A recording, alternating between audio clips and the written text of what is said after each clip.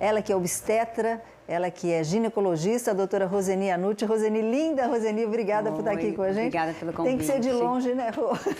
Agora tem que ser assim. Agora tem que ser assim de longe, né? Roseni, a gente acompanhou aí a matéria, né, sobre a gravidez. A pessoa pode ter, vamos falar mais sobre isso, porque está chegando bastante pergunta. Mas antes a gente vai ver com a Mica como é que está a enquete no Instagram, Mica. Isso mesmo, Sol. A gente fez 2 perguntinhas para o pessoal de casa e a primeira é: você sabe quais os sintomas e os tipos de câncer de mama? 71% diz que não sabe. E você sabe se existe um dia certo do mês para fazer o autoexame? 80% diz também que não. Muito legal. Existem tipos do câncer de mama, Roseni? Não, na verdade você divide entre o tumor benigno e o tumor maligno. A incidência do tumor benigno é muito mais alta que o maligno. Do benigno? Do benigno, é muito mais alta. Agora, o maligno, ele tem tipos histológicos diferentes, né? Aí tem vários. Por isso aí você vai saber só com o exame histológico mesmo, quando você fizer a cirurgia ou fizer a biópsia e mandar para análise. O importante é ela fazer a diferença do que é benigno e do que é maligno, porque os tipos histológicos, eles são muito específicos, elas não vão entender isso. Entendi, só o médico mesmo, né? Eu vou pedir para o Duarte, isso, Du, você já está rodando aí essa animação, está mostrando um seio, né, o duto, que é como uma imagem de apoio para a gente. Quando a gente fala de câncer de mama para uma mulher, você que é médica, Roseni, a reação é de susto, a primeira coisa que vem na cabeça é não tem mais saída, né? Como é que as mulheres reagem psicologicamente quando depende da reação dela, é a evolução da doença também ou não? A cabeça ajuda bastante? Nossa, ajuda muito. Quem não fica abalada, né? Sim, ainda é mais claro. O câncer de mama, que é um câncer bem agressivo, né? A taxa de mortalidade dele é bem alta. Então, as pacientes ficam bem abaladas, sim. A maioria fazem tratamentos psicológicos, mas hoje em dia os mastologistas que tratam com essa parte, eles são muito gentis com elas. E isso ajuda bastante a paciente melhorar o psicológico e recuperar mais. A gente sabe que a resposta imunológica do corpo, ela está diretamente vinculada ao psicológico. Tá. Se você tem um alto astral, se você entende que você vai curar, o teu tratamento ele vai evoluir muito melhor do que aquela paciente negativa que cai na depressão. Porque a depressão, por si só, ela já puxa o câncer de mama, né? Mas a maioria dos pacientes ficam bem abaladas, assim. Poucas pacientes entendem e ficam mais tranquilas quando sabem o diagnóstico. E a gente tem que se colocar no lugar de cada uma delas, Sim, não é verdade? sim. Roseni, a Yasmin de Caraguatatuba, um beijo para Caraguatatuba, ela mandou uma perguntinha para a gente e foi pelo nosso WhatsApp. Aliás, se você quiser mandar uma pergunta ou mandar fotinho, você que venceu o câncer, eu quero mandar uma fotinho, a mim que pode separar, eu venci o câncer, mostra o seu sorriso aí para ajudar outras mulheres, tá? 99716-7989, vamos colocar aqui, ó, 99716-7989, pode mandar sua pergunta, pode mandar sua foto com aquele sorrisão, você que venceu o câncer. Mas vamos ver agora a Yasmin. Oi, gente, boa tarde, eu me chamo Yasmin. Uma vez me disseram que as mulheres que não amamentam, as mulheres que resolvem não ter filhos, têm mais chance de ter câncer de mama. Eu queria saber se essa informação é verídica. E aí, Roseni? Olha, a gente sabe que a amamentação ela é um dos fatores que previne o câncer de mama. Mas veja bem, não é todas que amamentam que vão ter prevenção. Aí você fala, mas por quê? Quando a mulher amamenta, ela produz um hormônio do leite que se chama prolactina. E a prolactina, ela faz um bloqueio ovariano. Então, as pacientes não produzem estradiol ou produzem numa taxa muito baixa nesse período. Até produzem, mas produzem numa taxa muito baixa. Como a gente sabe que o estradiol é um dos estimuladores do câncer de mama, então, entre aspas, o tempo que ela amamentar e que ela ficar em amenorreia, ou seja, sem menstruação, 1 ano, 2 anos, 3 anos. Então, ela ficou 3 anos em proteção. Tá.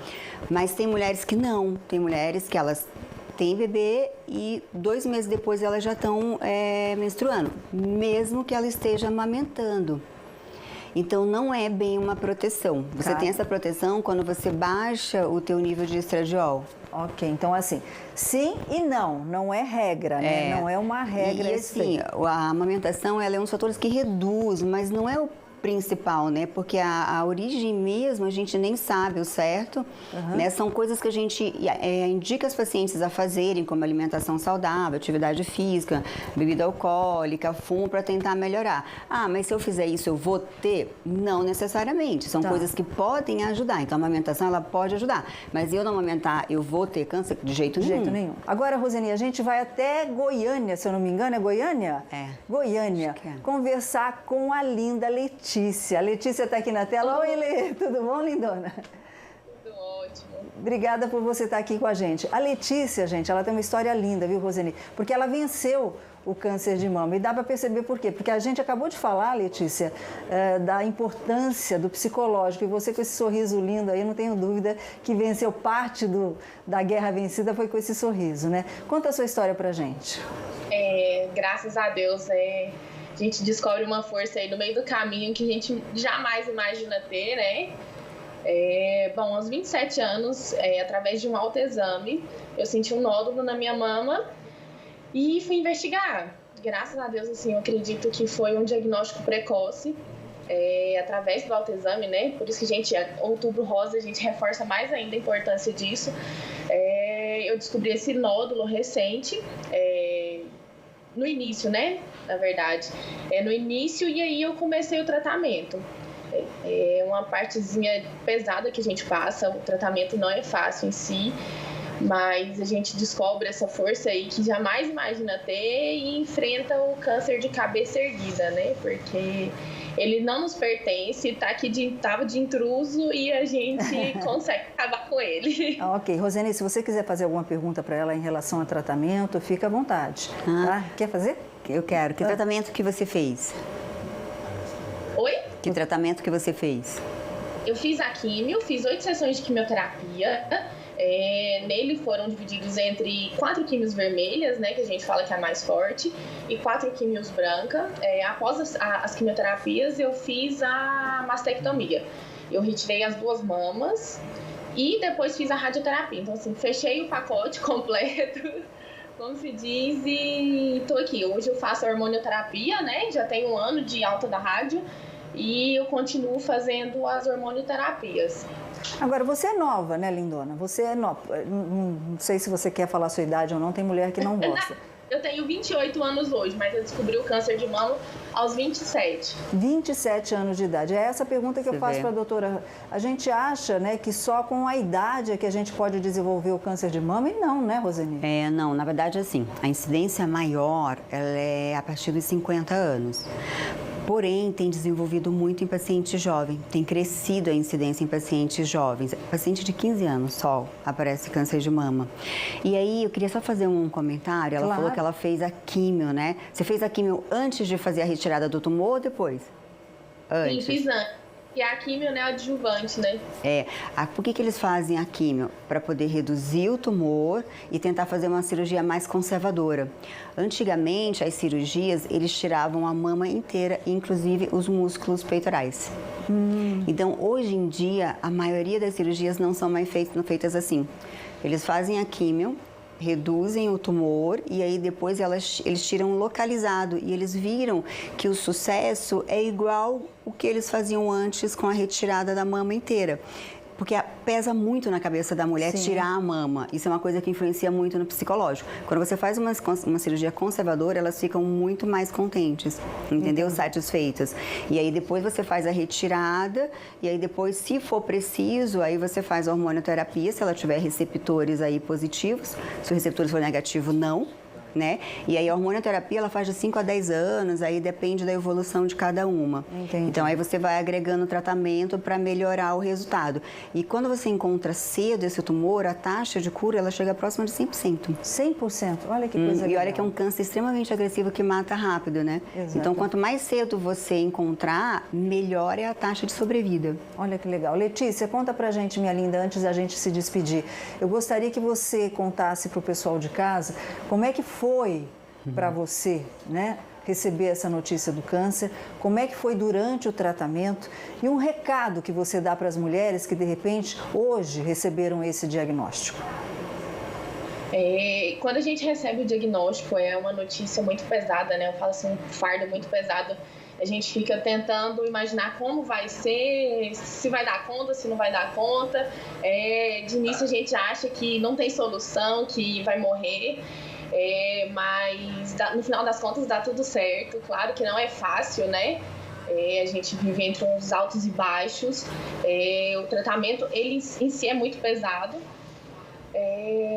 No início foi desesperador, mas com a graça de Deus eu venci. Graças a Deus mesmo, né? Graças a Deus. Até a doutora estava comentando, né, acerca da retirada das mamas. Até a minha decisão de retirar as 2 mamas, eu acho que assim, foi bem pensada, e hoje, graças a Deus, eu sei que foi assim, considero como assertiva, com medo de acontecer uma recidiva, né? Sim. E fica essa sombra na nossa cabeça. Mas realmente não há necessidade de tirar, pode fazer só o quadrante mesmo. Okay. E o meu recado para essas mulheres que acabaram de descobrir é que tenham muita força, se apeguem em Deus, que precisa de um apoio da família, né, que eu acho que é o fundamental para a gente poder enfrentar, principalmente por conta da pandemia, né, do Covid, porque a gente não sabe o que pode acontecer, né, por conta da nossa imunidade mais baixa, que pode desenvolver, não pode. E é isso, e que tudo passa. Tudo passa, exatamente. Letícia, muito obrigada por trazer a sua luz, a sua luta e a sua vitória aqui pra gente no Falando Nisso Band. Já é de casa, venha quando quiser. Obrigada, tchau, beijo. Beijo grande. Tchau. Essa é uma guerreira, né, doutora? Nossa, e os cânceres, quando eles saem fora da faixa etária, geralmente eles são mais agressivos, né? Então, e ela é eles nova, evoluem né? mais rápido. Exatamente. Mas a vantagem é essa, hoje em dia, a maioria dos pacientes fazem o autoexame, então muitas pacientes, elas fazem um diagnóstico. E a gente vai mostrar já para você o autoexame, mas agora, doutora Roseni, a gente vai conferir a perguntinha da Marta, que mandou pra gente.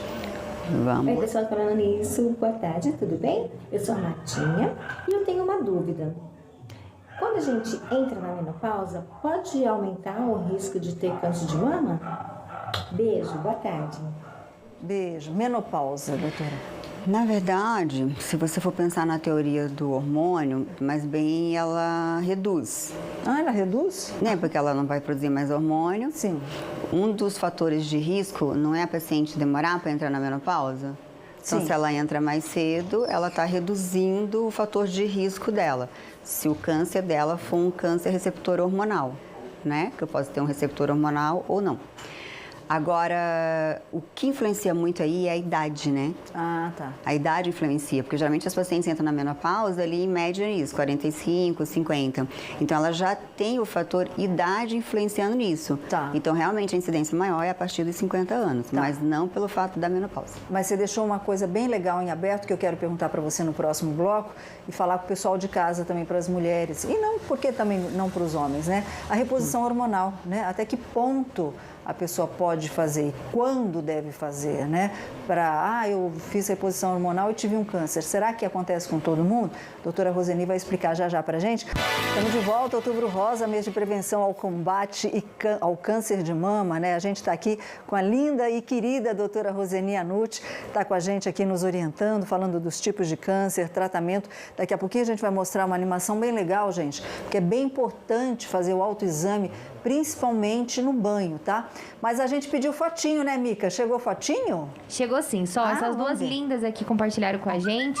Ela falou que ela venceu o câncer de mama em 2019 e que tá super bem, graças a Deus. E essa aqui é a Lidiane, que está fazendo o tratamento e falou que está vencendo o câncer, graças a Deus, né? Olha que belezinha, né? Parabéns a essas mulheres vencedoras e batalhadoras. A gente tem perguntinha, Mica, para a doutora? Que chegou aí pelo nosso WhatsApp. Se você quiser mandar, tá? É 99716-7989, tá? Então pode mandar, coloca aqui, produção, por favor. Ah, tá aqui, ó. 99716-7989. Pode mandar sua pergunta, pode mandar o seu depoimento também, porque através do seu depoimento ajuda muita gente, ajuda bastante gente. Roseni, eu tenho uma perguntinha espelhada aí, né, Mica? Vamos lá, vamos mostrar pra doutora. Isso, só, a gente recebeu lá no nosso Instagram. Tá. Tem um dia certo para fazer o autoexame? Doutora. Na verdade, não. Ela pode examinar o dia que ela quiser, desde que ela já tenha um conhecimento da anatomia dela.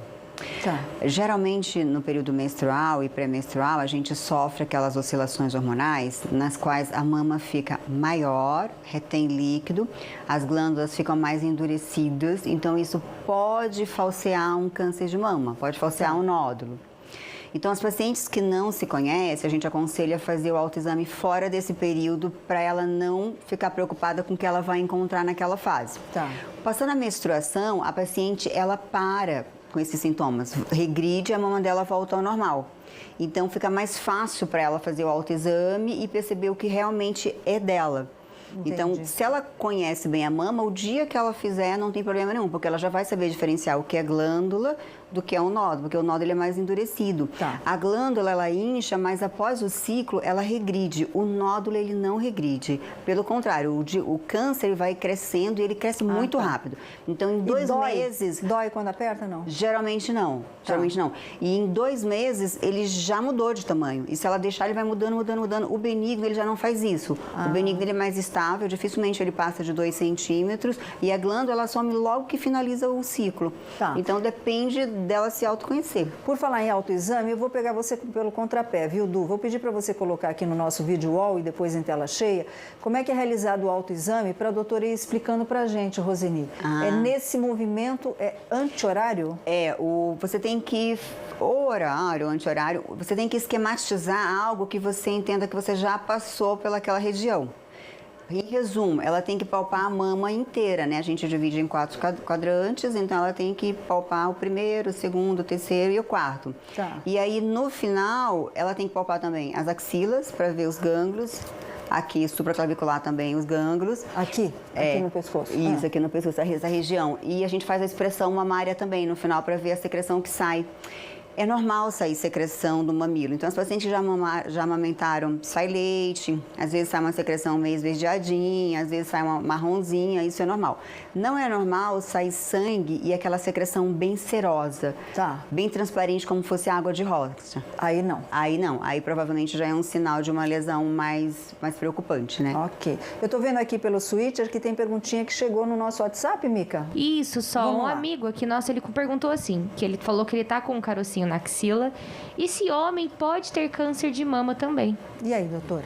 Pode, uma porcentagem bem mais baixa, mas os homens têm câncer de mama e isso não é um bom sinal, porque quando você pega um homem na família com câncer de mama, ele é mais risco para o resto das famílias, dos familiares, principalmente para as mulheres. E no homem ele é um pouco mais agressivo também que na mulher. É mais agressivo? Mas tem uma porcentagem bem mais baixa. Por que ele é mais agressivo? O câncer, geralmente, quando ele foge da natureza dele, ele é mais agressivo, ele evolui mais rápido. Não, olha só. Mas é uma porcentagem bem baixa. Bem pequena. Agora, a gente viu, doutora, se eu não me engano, faz o quê? 1 ano, 2 anos, me corrijam se eu estiver errada, Angelina Jolie, ela retirou já as 2 mamas preventivamente, porque tinha caso na família. A mãe dela tinha uma mutação, né, do marcador. E aí muitas mulheres resolveram fazer a mesma coisa. Começaram, minha avó teve, eu já vou retirar a mama. Até que ponto? Foi o que a Letícia fez, né? Você viu? Ela fez uma mastéria bilateral. Olha, não é recomendado fazer isso, porque querendo ou não é uma mutilação do seu corpo. Se você fizer os marcadores e os marcadores derem positivo, você pode fazer isso se você não pretende amamentar e tudo mais. Aí você pode fazer, eles põem uma prótese no lugar, né? Mas aquela paciente que não tem marcador positivo, não tem indicação de fazer uma mastectomia. Ela pode fazer por opção e por medo, ela pode. Mas não que isso seja indicado para todas as mulheres. É mais quando tem um marcador positivo mesmo, porque daí ela tem uma chance maior. Veja bem, que as pessoas confundem também, né? Todo mundo acha que ele é totalmente hereditário. Não é. Menos de 10% é hereditário. Veja só, 90% não tem antecedente familiar. Então, para que você vai mutilar o teu corpo, sendo que a tua chance é a mesma da população geral? Né? Se elas se preocuparem em fazer uma alimentação saudável, hábitos saudáveis, atividade física, né? A gente sabe que o sobrepeso é um fator de risco, o fumo é um fator de risco. O hormônio é um fator de risco. Então, se ela cuidar disso, talvez ela tenha um benefício maior do que retirar a mama, né? Mas hoje em dia existe essa opção. As mulheres estão com medo e às vezes algumas preferem retirar, sim, para não correr o risco de ter um câncer de mama no futuro. Tá, e a gente vai falar daqui a pouquinho daquelas que retiraram totalmente a mama, né? Como é que pode, de repente, ficar com o seio como, ou pelo menos muito perto do que era antes, né? A doutora Roseni vai explicar pra gente se existe essa possibilidade. A gente vai continuar nosso bate-papo aqui com a doutora Roseni Anucci. Eu sei que tem perguntinha lá, mito e verdade, Roseni. A gente vai fazer mito e verdade agora com você. Tá a gente bom. vai colocar uma pergunta na tela, você fala se é mito ou verdade e o porquê, tá bom? Rapidamente o porquê. Qual é o primeiro, Duarte? Vamos lá, tá aqui, ó. O câncer de mama tem altas taxas de cura. Mito ou verdade? Verdade se for diagnosticado precocemente. Se for tardiamente, não. É ao contrário. Ele tem baixas taxas de cura. Daí Depende do momento que ele foi diagnosticado. Daí a importância do autoexame. Sim. Para a pessoa, por exemplo, descobriu alguma coisa, né? Diagnosticar cedo, né? Bem cedo. Ok, vamos lá para o segundo mito ou verdade. Coloca pra gente. Mulheres com casos na família devem ficar mais atentas. Mito ou verdade? Paciente de primeiro grau. Ah, de primeiro grau? Tem que ser de primeiro grau, para ter uma predisposição maior, né? Tá. Aí tem que ser mãe, irmã, tem que ser de primeiro grau. Tá, ok, então. Vamos lá. Vamos para o outro mito e verdade. Tem outro mito e verdade? O tabagismo. Eu vou pedir para você olhar no olho do pessoal de casa agora para responder isso aqui.